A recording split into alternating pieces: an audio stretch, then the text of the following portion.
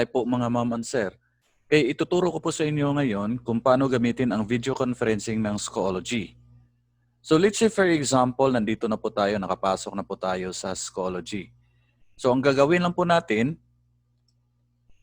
ay hanapin lang po natin yung kung anong course na ituturo natin at kung saan tayo mag-video conferencing or mag-online class sa mga students natin.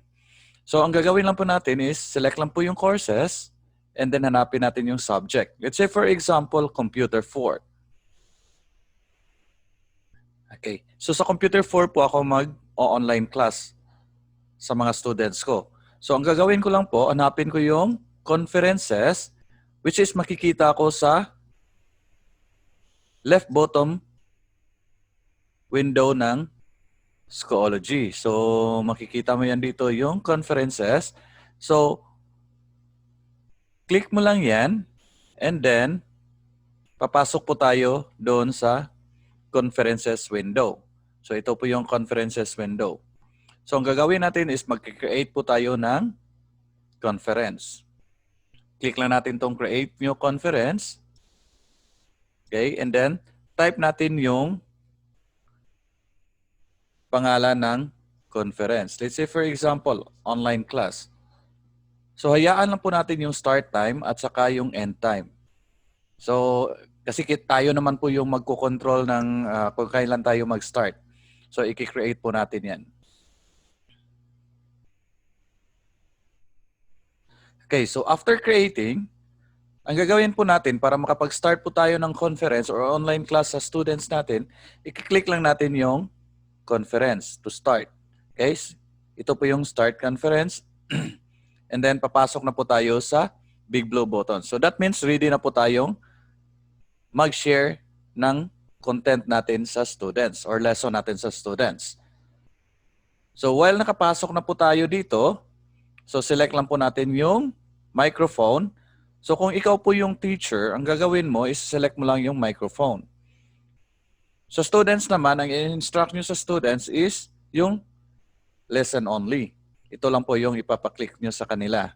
So kasi kung ipapaklik mo sa kanila yung microphone, so pag maingay yung mga bata na yon, hindi masyadong magkakaintindihan. So focus lang po tayo sa microphone kung teacher ka at saka lesson only kung students. So click natin yung microphone and then i-allow po natin siya para yung application may access po sa microphone natin. Okay. Yan po. While connecting po, maririnig nyo na po yung boses nyo. So that means kung naririnig na yung boses nyo, click nyo lang po to yung yes. So pag hindi, no. And then, i-allow mo naman ulit yung audio. Okay, so press natin yung yes. So that means naririnig natin yung audio natin.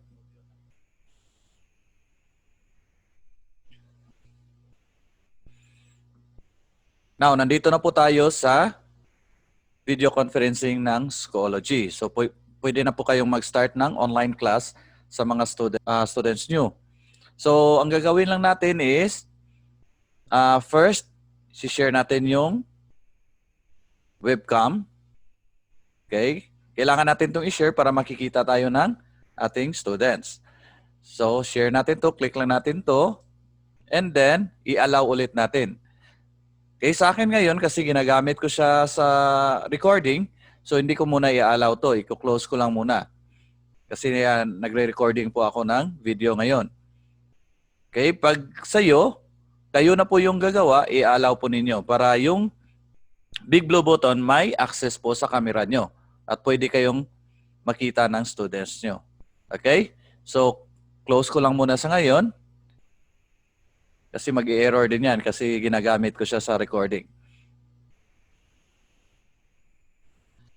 And then, so let's say for example, ready na po kayong mag-share ng lesson nyo sa students. So paano natin po ba i-share yung lesson natin sa students?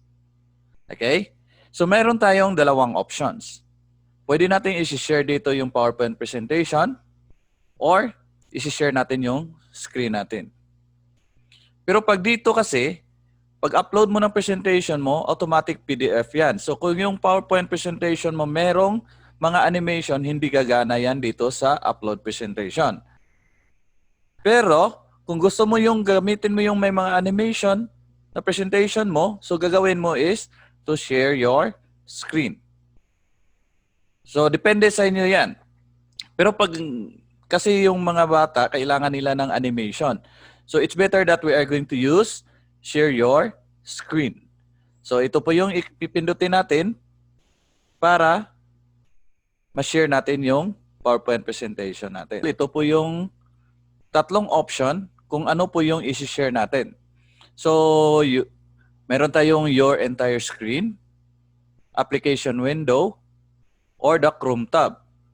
So kung ano yung naka-open sa Google Chrome mo, yan po yung pwede mong isi-share. So dito po tayo sa application window kasi nandito po naka-open yung PowerPoint presentation ko. So click ko lang yung PowerPoint presentation and then share. Okay?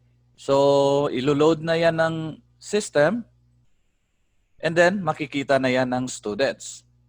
And then before kayo mag-start ng lesson nyo, ang gagawin nyo is to start the recording. Bakit kailangan natin i-start yung recording? Kailangan natin talagang i-record yung lesson natin para yung ibang students na hindi makakapasok or walang connection sa kanilang bahay, pwede pa rin nila ma-access yung video kahit tapos na. So kasi automatic yan makikita natin. Ituturo ko sa inyo kung saan po makikita yung mga video recording. So let's say for example, i-start ko tong recording na to. Click ko lang and then yes. Okay? So that means yung lesson ko ngayon, recorded na po yun. So pagkatapos ng lesson na to, automatic may 7 days akong 7 days period para i-view ng students na hindi nakapasok ngayon dahil wala ngang connection, brownout sa kanila. So kung anumang reason na hindi sila makapasok, pwede pa rin nilang ma-view yung lesson natin. So let's say for example, tapos na po tayong mag-lecture. Stop na lang po natin yung sharing. Okay. Yan po. And then, close na lang po natin yung big blue button. And then, end the conference. So saan po ba natin makikita yung recorded na video? So ang gagawin lang po natin, i-click lang po natin tong completed. So that means sa completed video, dito mo makikita yung recording. So ito na po yung online class na na-record ko kanina. So ito po yung babalikan ng students mo. So click nyo lang yan and then magpi-play yan. Okay?